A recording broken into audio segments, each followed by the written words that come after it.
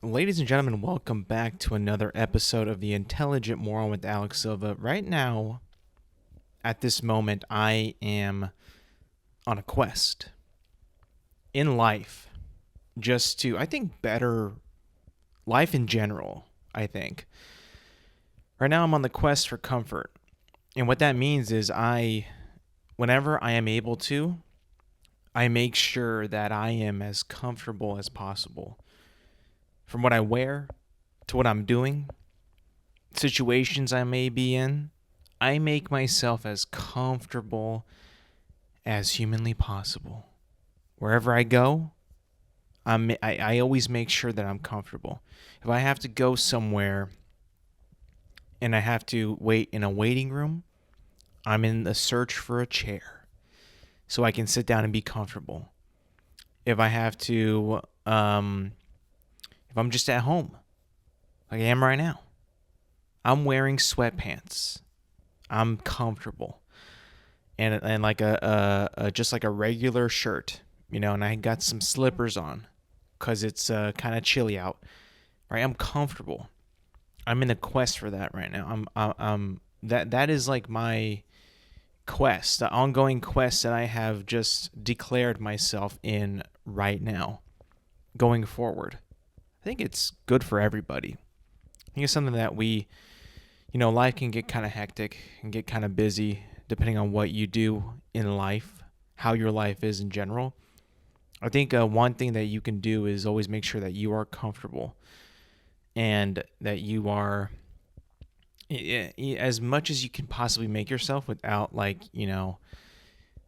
doing absolutely nothing or being a little too comfortable, but making sure that you are in that quest for comfort.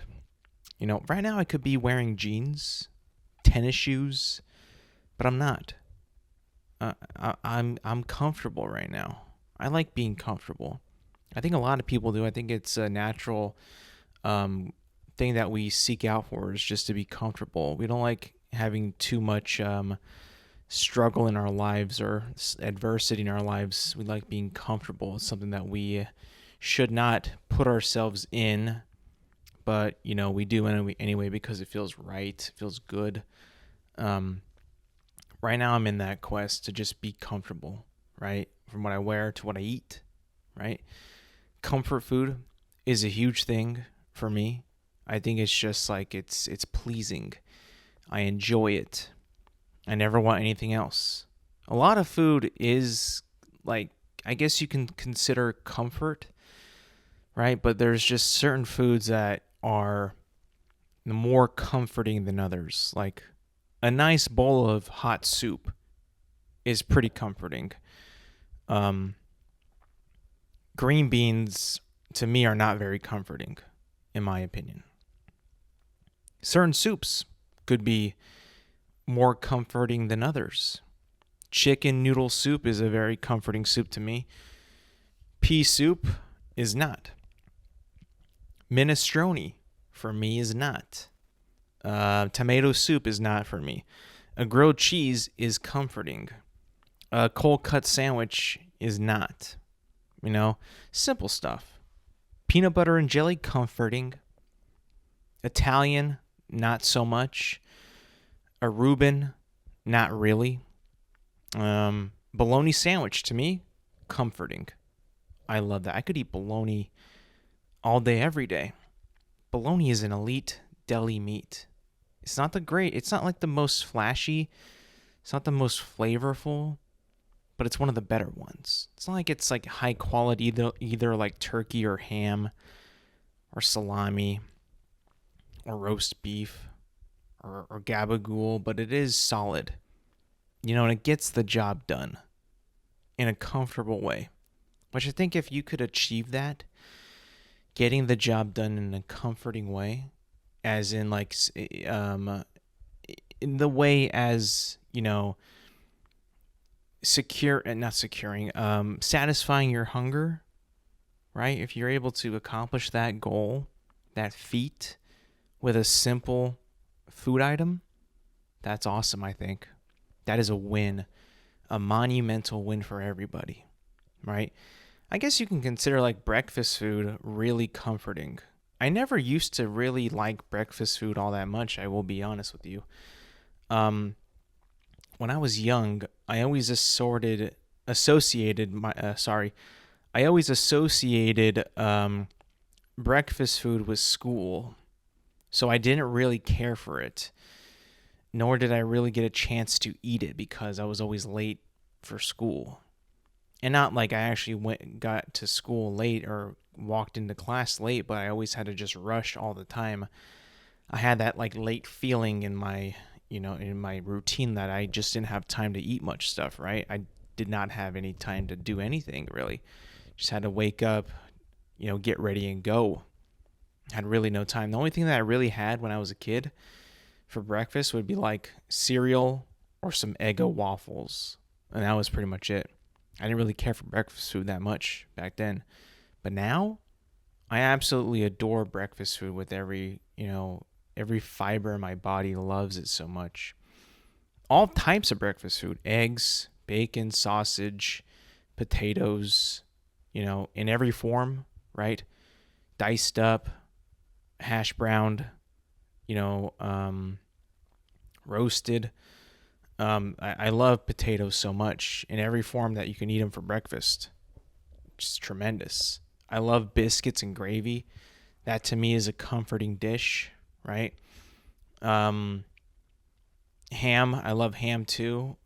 Eggs, any pretty much almost any kind of egg you can prepare in any way, I'm gonna eat it. Recently about a few months ago, I had for the first time ever over easy eggs or sunny side up eggs actually. They were so good. I'm like, wow, I never had them this way, but you know what? I get the hype. And, it looks strange because like you don't really. Well, I'm more of a scrambled guy, but like you don't really think that you should be able to eat eggs like that because they don't seem cooked, but they are, and it's like, whoa, this is so good. Yeah, I feel like I could actually taste the yolk a lot more when it's in like that kind of form than when it's scrambled. I mean, I can, but it's not as potent as when it's sunny side up. It adds a lot of flavor, and I feel like I'm just like eating like liquid gold. If that makes any sense. I don't know. It's just a that's what it feels like to me. It's just I can just feel like it tastes so good. The flavor is so rich, and it just feels like, whoa, this is like just a bunch of nutrients I'm getting from this egg yolk that's like not completely cooked all the way. But hey, I actually understand the hype, right? I get it. And then moving on to like the breakfast pastries, right? We got waffles. I love waffles. Eggo waffles. I mean the real waffles you make in a waffle maker are also pretty good. But for some reason Eggo waffles to me have just always been number one. I don't know what they put in them when they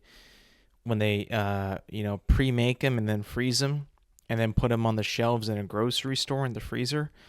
I don't know what they do, but like they just taste so good to me that it's been one of my favorite foods, breakfast foods since I can remember. Pancakes to me are number one of the breakfast pastries.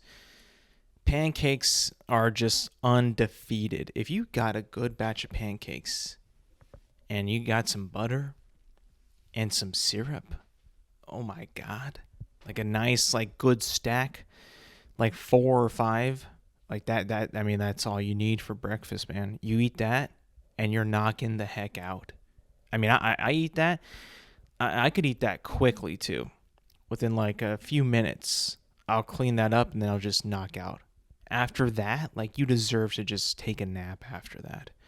And I'm a big lover of like thicker pancakes. The thin ones are okay, but they just because they're so thinner, like there's like not really much room for them to be fluffy. If that makes any sense. The science won't allow it. And so I enjoy thicker pancakes that are fluffier and just like pillowy, buttery, syrupy. Like, I mean, it's just incredible. I don't know how to make pancakes at all, but, I need to, so that way I can just make them whenever I'd like to. I've seen how they've been made before, but I can't replicate it. I don't know how to do it. I don't have a recipe for it. I mean, I'm sure that there's some on the box, but I don't know. I just feel like I'm going to mess it up. And you know what? It's also crazy is I realize that I don't like learning how to make food when I'm hungry. But when else am I going to make food? When I'm not hungry? I mean, like, to me, that's just like kind of silly. That doesn't make any sense. I've heard that before a few times. They say cook or prepare food when you are not hungry. And I'm like, well, easier for you to say. You're just writing this down. I'm hungry. I need to make this so I can eat it because I am hungry and I want to eat. And I've actually discovered that saying is very, very true, but it's impossible to achieve. I feel like I don't think that anyone's ever actually successfully cooked something while they're not hungry. I think that's totally BS.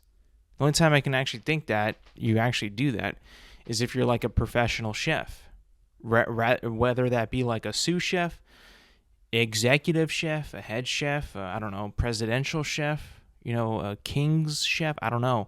But like that would be like your profession, your job, right? So you would technically be making food for like a shift, whatever that may be. So I guess you can kind of say you would get hungrier during the shift, but like at some point you're not that hungry. So it'd be easier to cook and prepare food.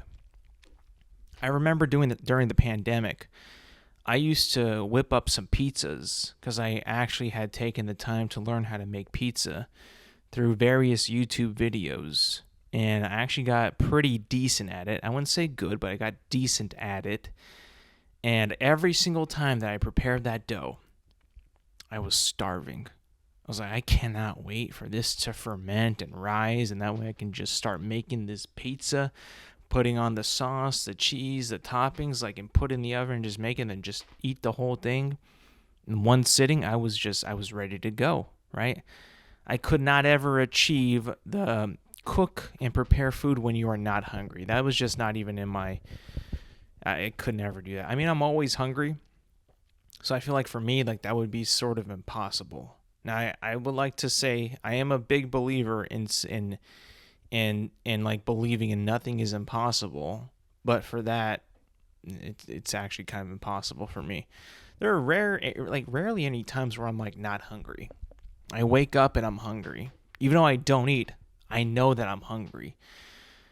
I just know that I should not be eating at that time. So late night, I'm like starving. Like after I have like a steak dinner, potatoes, the works and everything like that, I'm still hungry. Maybe like an hour after. There's been times where I'm like, I'm on the verge of like exploding from how much food I've consumed. Then like an hour later, I'm like, I could eat like, a nice little snack right now. Even though I should not because of what I had just consumed, literally like was going to make me explode. And like at that moment, I'm like, well, time has passed. Tick, tick, tick. I mean, stomach is working, looks like. So now it's time to put some more in. I mean, why not? They say that the stomach is like the size of a fist. Like my fist. Like that's apparently how big your stomach is. I don't believe that at all. I don't think that's even possible. The amount of food that we consume in a sitting, right?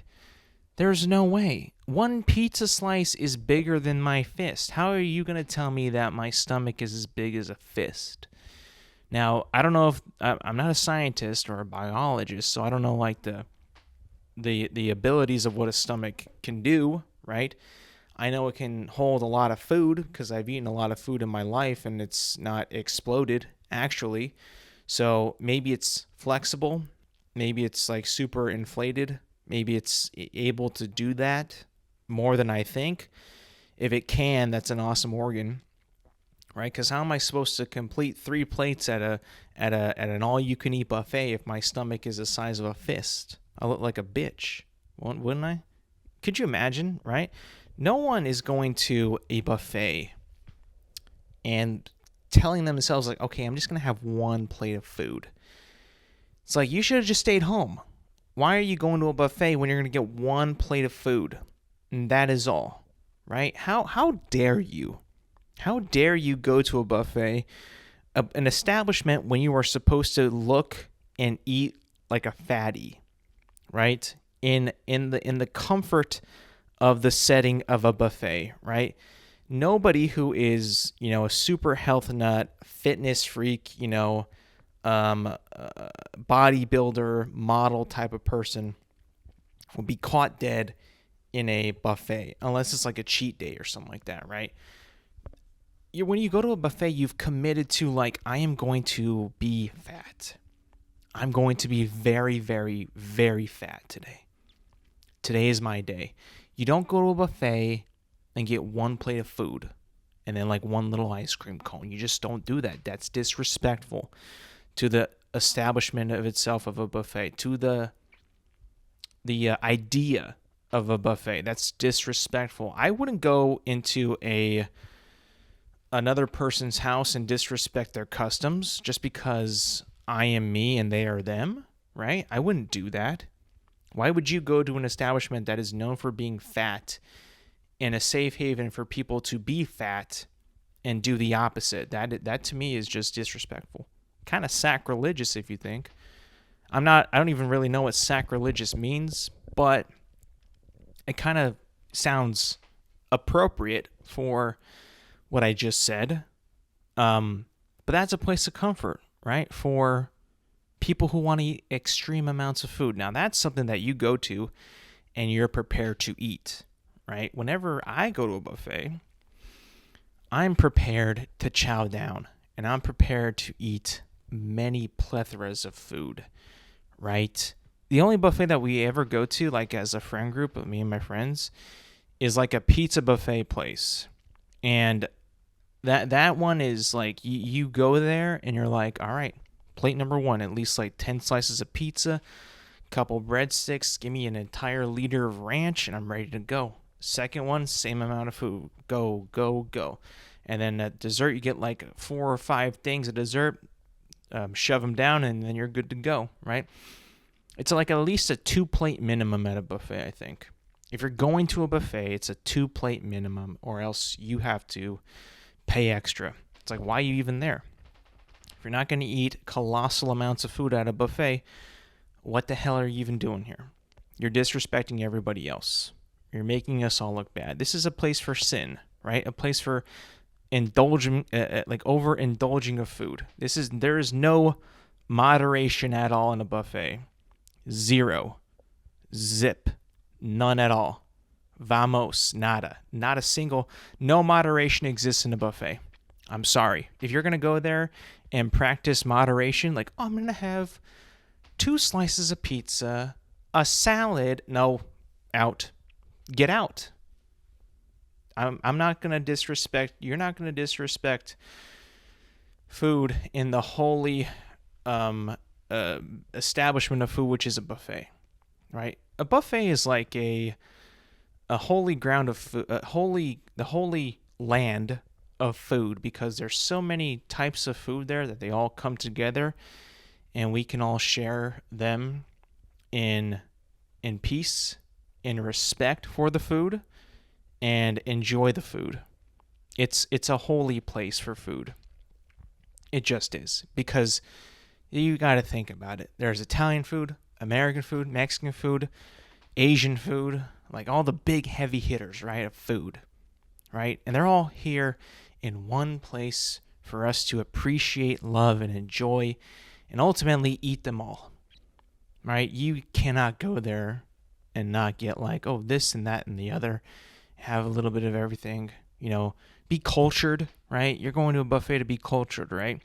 And you're going to be like, I'm going to get the lasagna and then the orange chicken, the best of both worlds, Asian and then European. Boom. Hamburger, hot dog, all American. Let's go. And throw in some tacos. Oh, yeah. Buenos dias, I love buffets.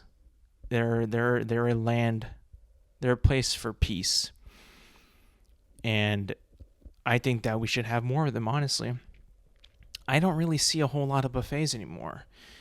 Now, I'm going to be honest with you. I don't know what happened. Maybe maybe the food at buffets, like I've been to like a hometown buffet like maybe about like 12 years ago, maybe 15, even more than that. I don't know. It's been a long time.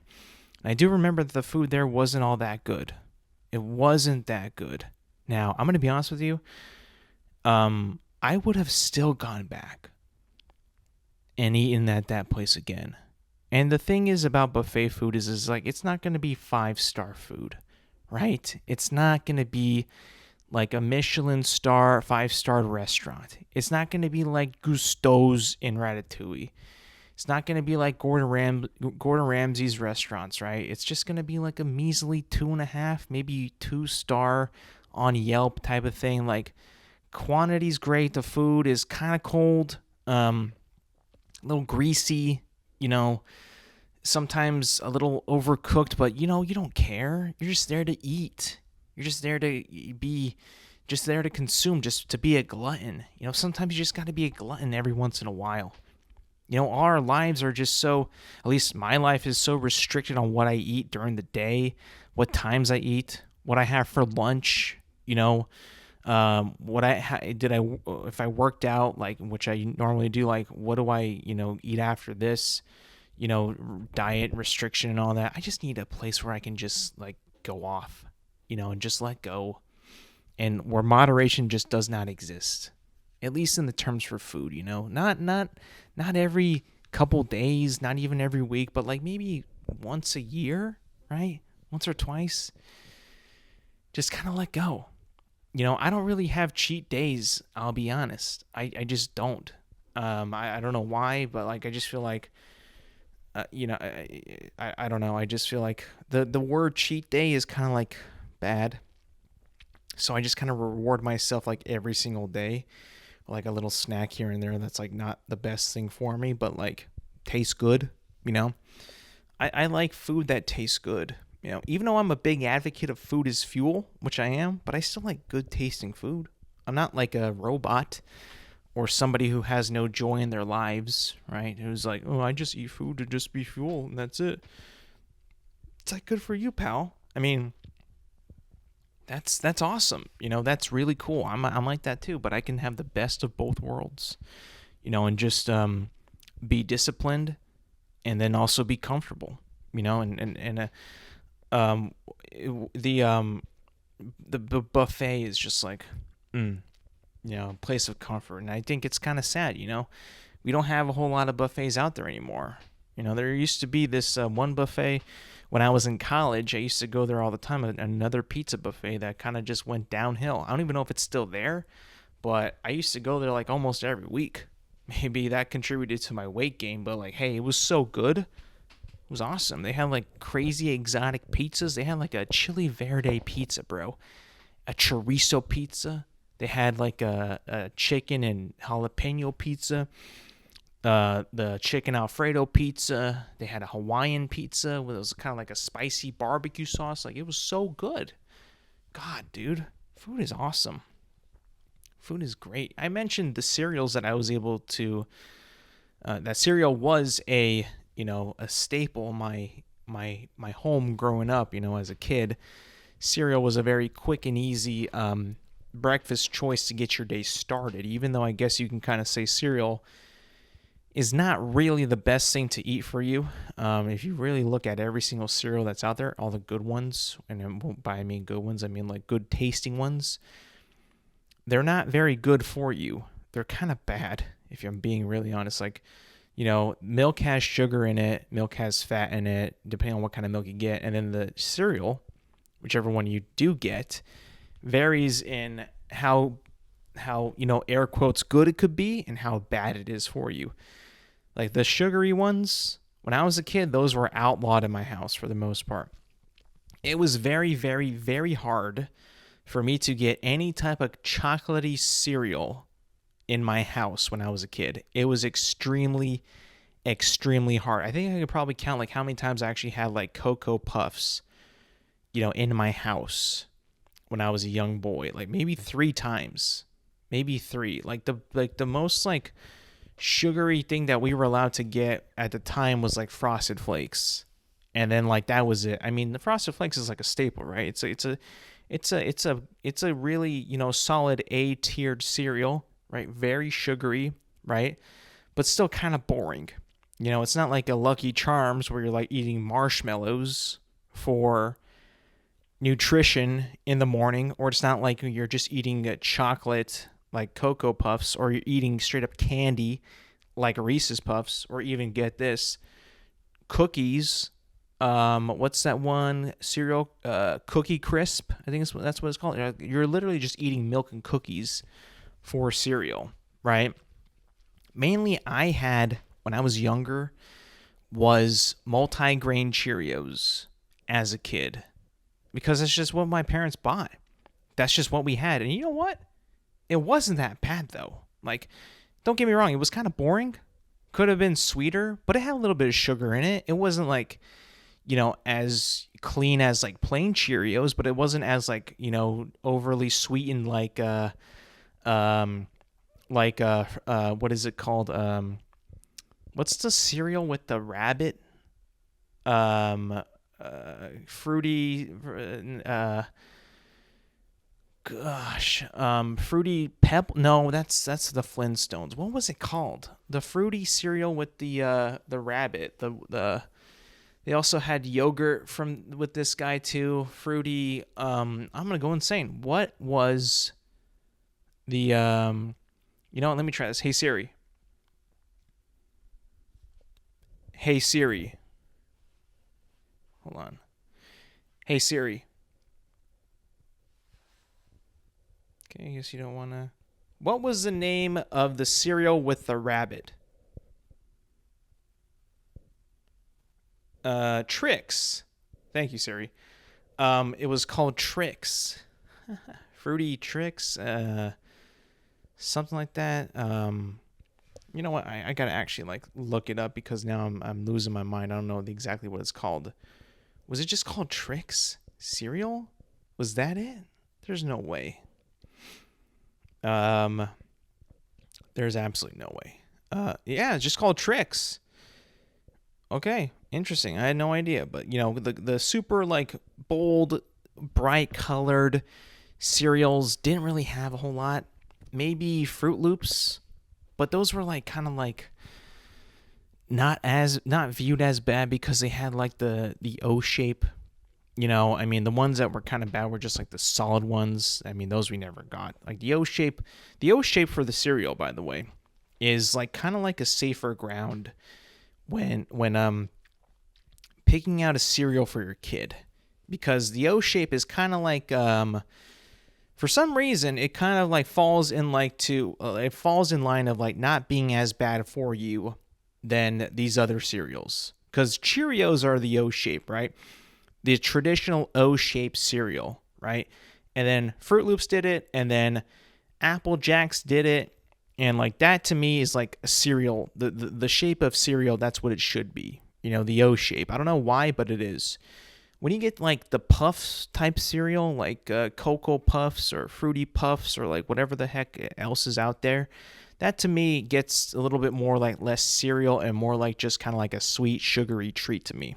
I don't know. Maybe that's just like how I view it, but I feel like the O shape is like the staple of like, this is cereal. Boom. You can stamp on it, cereal. This is cereal. Or a flake. Flake in the O is like the staple of cereal. Like those are the shapes of cereals. That's what it should be.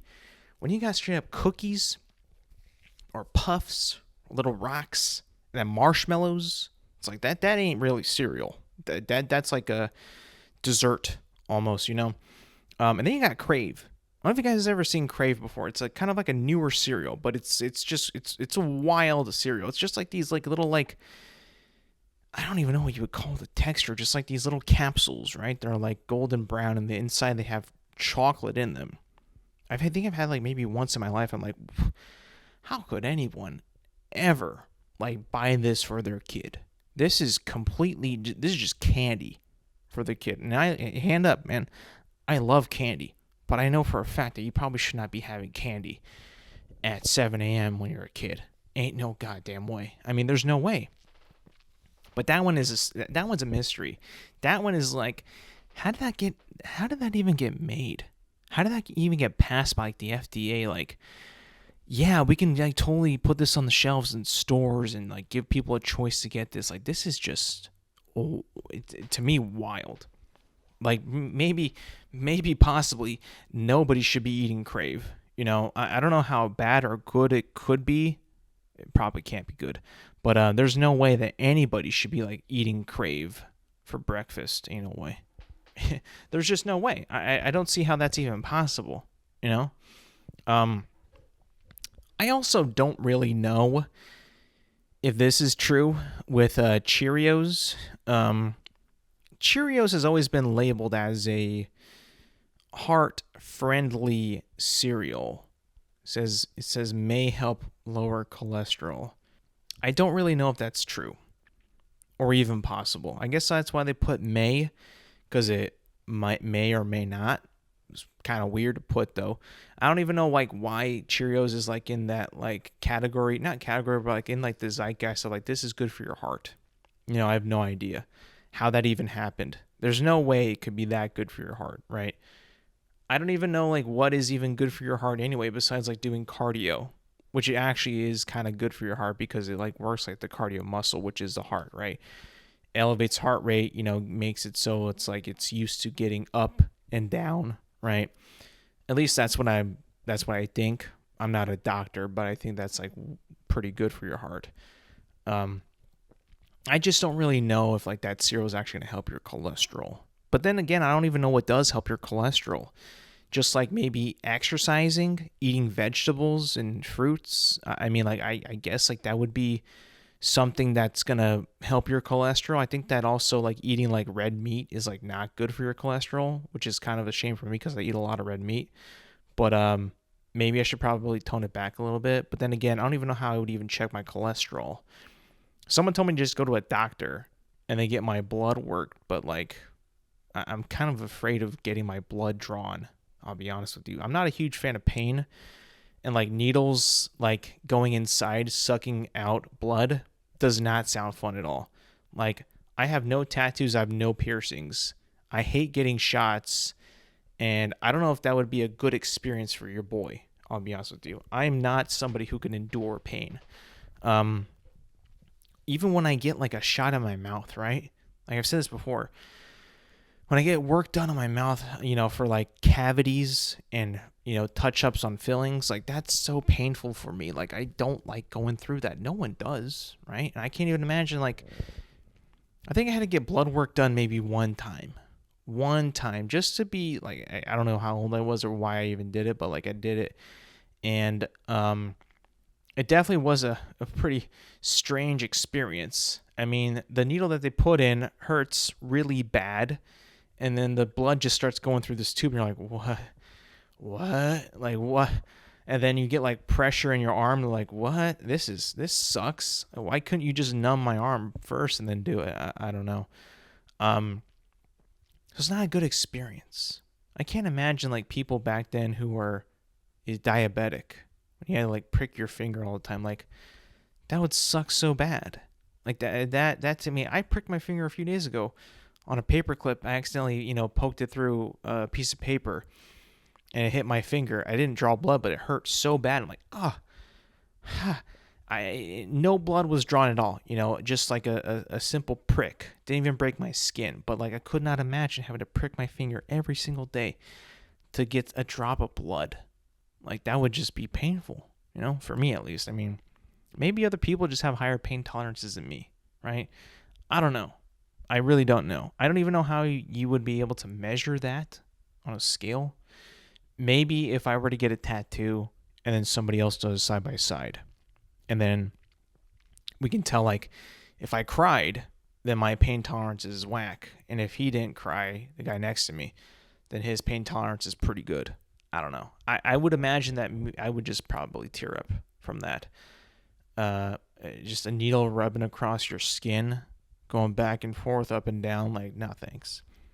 Because that's what a tattoo is, right? I mean, I've never had one, but I would imagine it's like you have to like draw on your skin with a needle. Like it breaks like some skin barrier, obviously, and then the ink is just in there.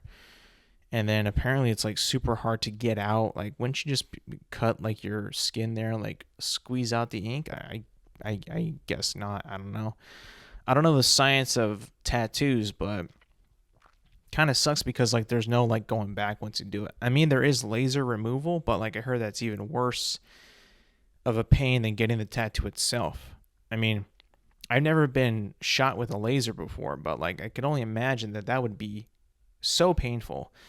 I mean, I would assume that a laser is not even really a laser. As I'm thinking of it, like in Star Wars, like the laser, the blasters, they shoot like a laser beam, like that's like a projectile. That's like a like a physical, kind of like a physical laser, I guess you could say. But in real life, a laser is like a light, right? It's like a heat or a light. I don't know. I don't even know what it is, but like I guess it's like some kind of heat, wave or something. Not as cool as in the movies, but I guess it's really, really painful. It's like, no thanks. I'd rather not go through that. I'd rather just my body be pure and clean and no tattoos, just like blemishes here and there, just some cuts, bruises, scars, the cool stuff. Cuts and bruises and, scars and cuts are pretty cool. When you're looking at like your arms and your legs, like, oh, I know when I got this scar. I know when I got this gash. I know when I got this and that and the other. Yeah, those are cool. What's not cool is a mole, Moles are not very cool, like, because they just kind of appear. I remember when I was young, I didn't have a single mole on my face. Not one. And then one day, I woke up, maybe about 3 years ago, I noticed a mole. Not a big one, not like a drastically bigger, big-sized mole, not like a big behemoth with like hair growing out from it, but I just saw a mole. I'm like, you weren't there before, like a week ago, and now you're there. How did that even happen? Or like a mole on my arm, right? There was like a mole that I knew for a fact I did not have. I knew for a fact, and now it's there. I'm like, how did I even, what in my body makes it so a mole just appears? I'm not too sure, I'll be honest with you. I don't have the exact science or data behind it, but they just kind of appear, right? And I'm like, what? How? And I got scared one time, right? I saw a commercial, right, that when you get a mole, you should get it checked out. Like, and I'm like, what? For what? They're like, oh, it could be cancer. I'm like, how is a mole cancer? How does that doesn't make any sense. I was born with a mole. I was born with a few. I'm pretty sure. Did I have cancer then? I mean, I don't understand. I have no idea. That doesn't make any sense to me. I'm not a doctor or a scientist, biologist. I don't know anything about the body, right? Just that I have one, but I'm pretty sure like not every mole could be cancer, right? I mean, there's just no way. How could that even be, right? I mean, I guess if like the mole is like painful, like if you touch it and you're like, ow, that kind of hurt. Well, then maybe you should probably get that checked out. But this one doesn't hurt. It's just kind of there. I'm just like, you're welcome to stay, mole, but like, no one invited you. I just like, it was something that I just didn't really know how to explain. I really couldn't. It's like almost like, it just like magically appeared. Like I could have swore one day a few weeks ago that wasn't there. Because you're not going to look at that same spot on your body like every single day, like, making sure there's no mole, nothing's coming. Okay, I'm good. You just kind of notice like there's no way that was there before. There's just no way. Everything's changing though. Everything is going in like a weird direction, right? I mean, hey, I just saw a commercial, right? A commercial for Starbucks, which, I'm an avid Starbucks drinker, meaning like I'll get like a Starbucks like every couple of weeks. Usually I don't get Starbucks, right? Sometimes I have coworkers that are very nice and they, I guess, want to show their kindness to me and they'll buy me a Starbucks. So they say, hey, you want a Starbucks? I'm like, yeah, sure. I'm not a super sophisticated guy when it comes to coffee either. I'm not that interesting. I just like black coffee. Just give me a black coffee, no cream, no sugar, just no nonsense, just a black coffee. I always say that. That's my go-to order. I think it's a very well balanced and it's a very good order. It's probably the best thing you could probably get there. That or a hot black coffee, but I haven't had a hot one because it hasn't been like cold enough where I'm like, ooh, I need to warm up and get a hot coffee. Like, no.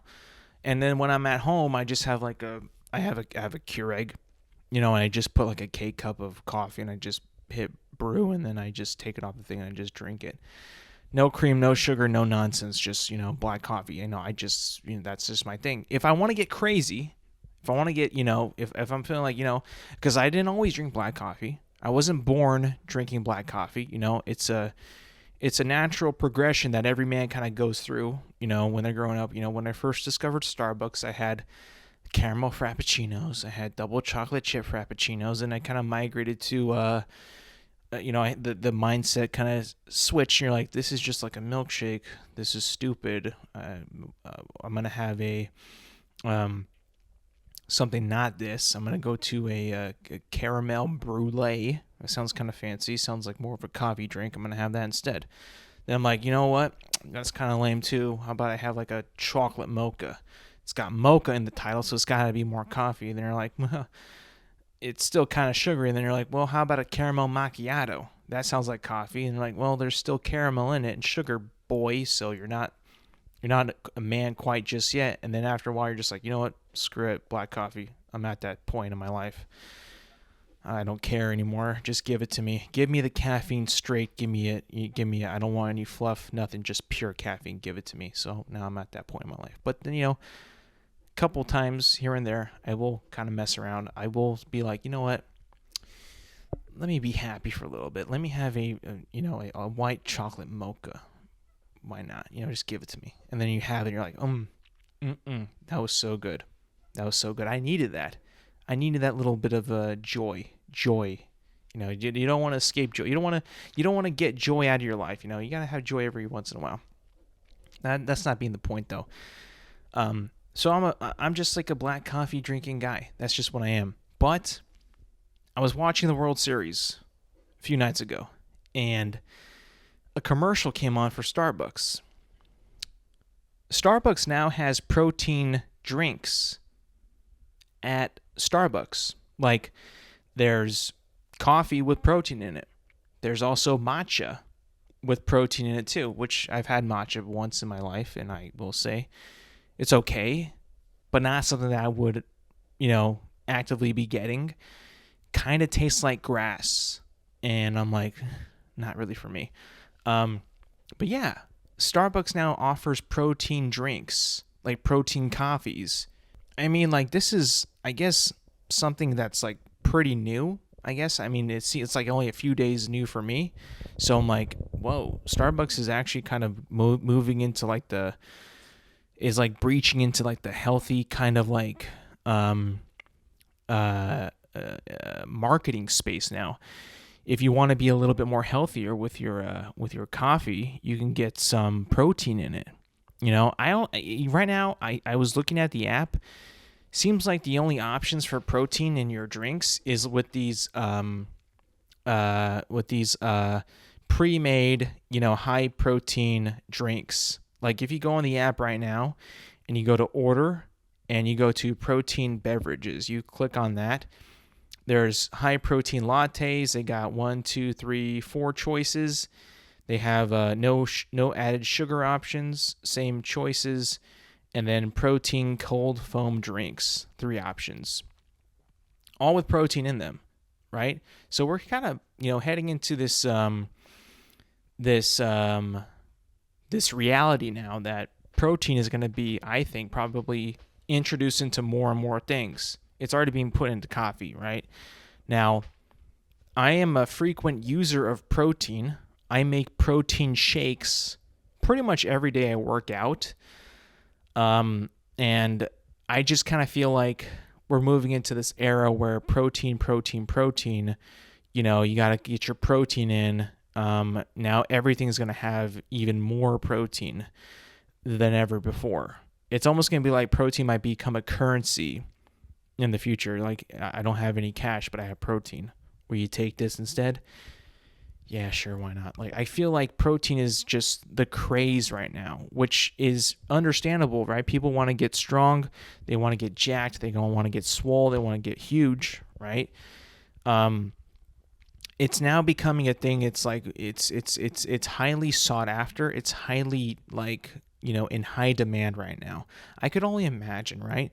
Just think of this, right? You go to a McDonald's, right? And you want a cheeseburger, right? Cheeseburger has meat in it, beef, already a good source of protein.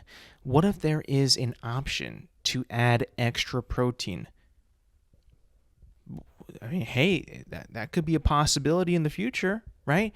There's like this little packet that you can get that's just like protein. You can just kind of sprinkle on your patty, and then boom, a whopping 7 extra grams of protein right there. Forget the salt, forget the pepper. Just give me a protein pack. Sprinkle it on there, boom. Even more stronger than I was before. That, I think, could be something that could happen in the future. I could only imagine, right? These protein coffees, these protein teas and these protein cold foams at Starbucks is just the beginning of a new era, the protein era, that is coming quickly and quicker than I've ever imagined. I would be shocked if I go to Starbucks and I say, hey, I would like a large black coffee. No cream, no sugar. Imagine they ask me, would you like to add protein to that, sir? I would actually kind of lose my mind at that point. I'd be like, well, yes. But then I'd be like, but then what?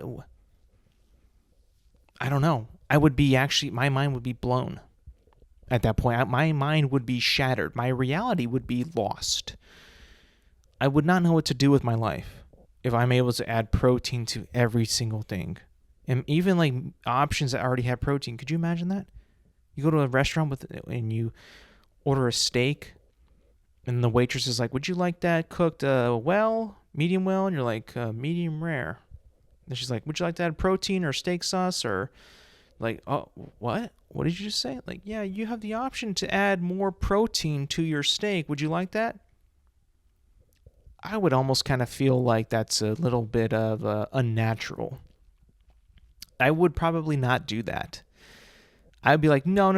You leave that steak natural, please. You don't touch that steak. I could add steak sauce if I would like, but you leave that steak how it is.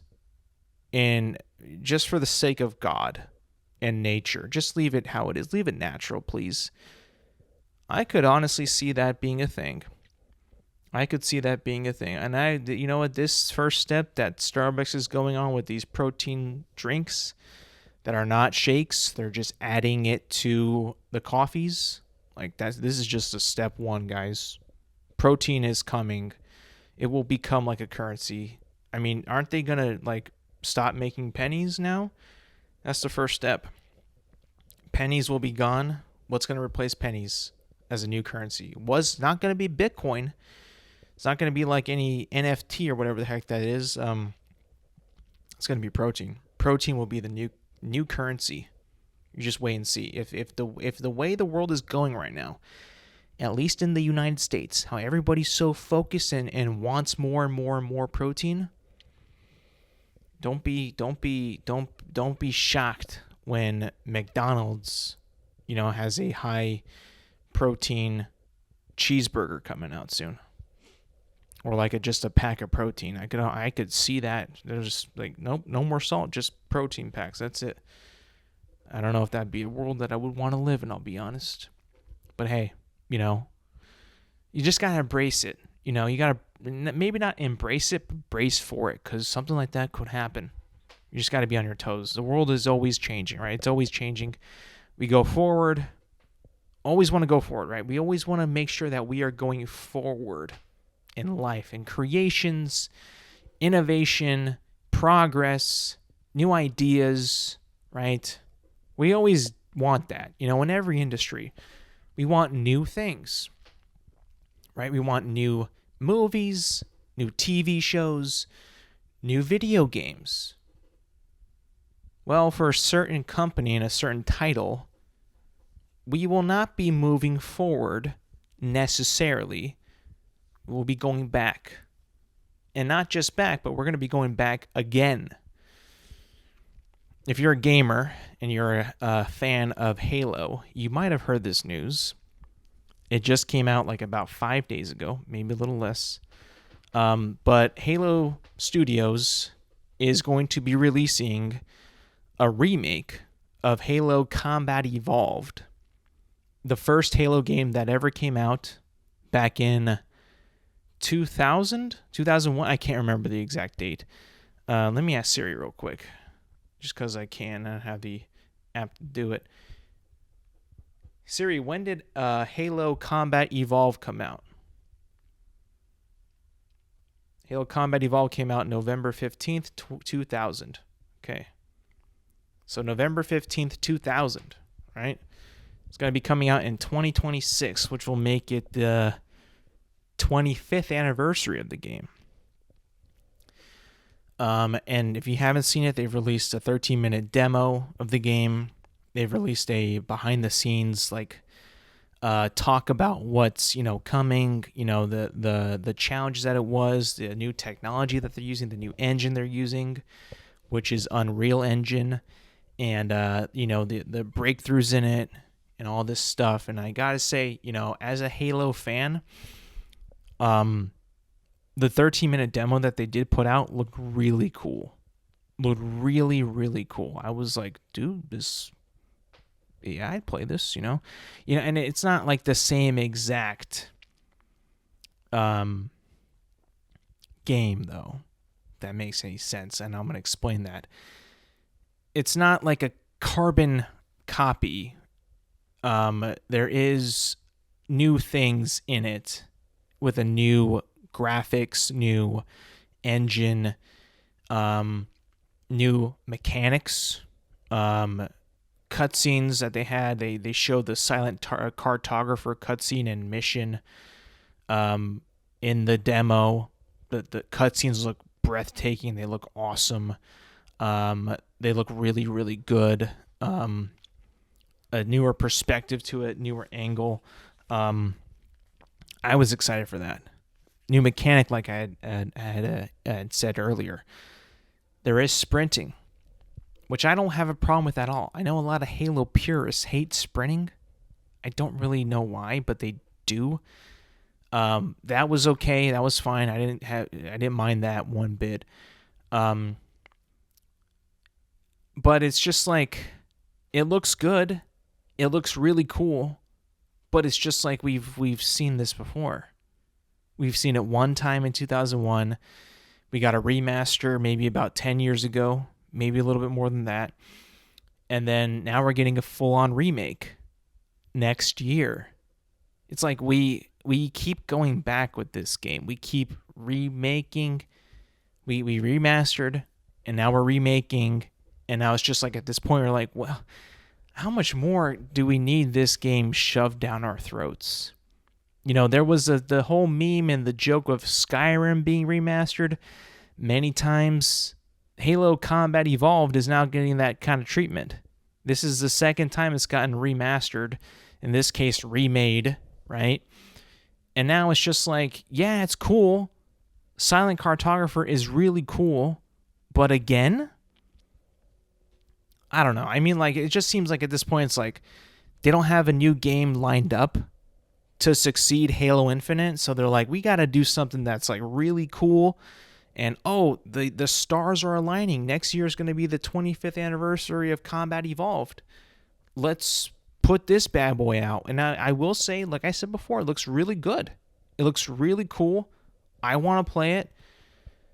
But it's like at the same time, it's like, this isn't necessary. This is kind of lazy. It's cool. You went for the shock value, which I bought into it, but it's like, okay, all right, same story, same thing. The only thing that is like really exciting for me is the graphics the way it runs, and the new missions. Yeah, I said that right. Apparently, there's going to be 3 prequel missions that we can play prior to the beginning of Halo Combat Evolved. In this case, with this remake, the game is titled Halo Campaign Evolved. I think that's a super corny name. I don't like that one bit. I do not like that. I think it should just be called Halo Combat Evolved Remake. Like, you don't need to do Campaign Evolved. Like, no. I don't like that. I really don't like that. But the 3 missions that are prequel missions prior to the opening and the beginning of Halo Combat Evolved, I wonder what they could be. I wonder what it's going to be about, because we already got a game leading up to Halo Combat Evolved. It's called Halo Reach. What else are we going to be getting, from what perspective, 3 missions worth before Combat Evolved actually begins? Right? I don't know what it could possibly be. Could it be Sergeant Johnson? Could it be Miranda Keys? Could it be the Marine that, walked Chief through his opening diagnostics? Like, what could it be? I have no idea. No idea. I mean, like, I would like to know. That's interesting. But is it going to be worth it, though? Like, you already made this public. You're saying you've made this a point to try to sell the game besides the look and feel of it. 3 new missions, right? They better be worth it. They better be worthy of whatever price you make this game. There's no way that this game should be full price anyway, too. I mean, not like it will be, because it will be on Game Pass. Maybe. Or maybe it won't be. Maybe it won't. I don't know. But I feel like it will. But then again, once this game comes out in 2026, there will be no more exclusives on Xbox, because this will be the first Halo game to play on PlayStation next year when it comes out. In all this glory of Halo, right? Silent cartographer looking epic, new engine, new graphics, 3 new missions that we've never seen. It's all going to be on PlayStation as well. I will say, as an Xbox guy, that kind of stings. Because it's like, that was ours. We made the choice with our money to buy the Xbox over the PlayStation because of Halo. Year after year, console after console, we made that choice to stay loyal, to stay with our pals, our friend groups, the trust, the alliances that we had built years upon years upon years, resisting PlayStation, ultimately getting PlayStation as well, coexisting, playing their games, playing Xbox games in harmony. Now, everything's going to be everywhere. It's not as special as it once was. I'm going to be very honest with you. I will be kind of sad seeing people with PlayStations boot up Halo Combat Evolved Remake. I'll be very sad. That will actually bring a tear to my eye. Because what we had before was so beautiful. Xbox was the console for Halo. Xbox was Master Chief's playpen. That was it. That was where you had Master Chief on the Xbox by Microsoft. Now, he's on the Sony PlayStation 5, or he will be by next year. Sad. It's quite sad. You never notice how good things are until they either change or they're gone. To me, right, Master Chief was always on the Xbox. He was on the Xbox, as a gamer pick, He was on the Xbox box when you actually bought the console. He was a marketing tool for the Xbox. He was our he was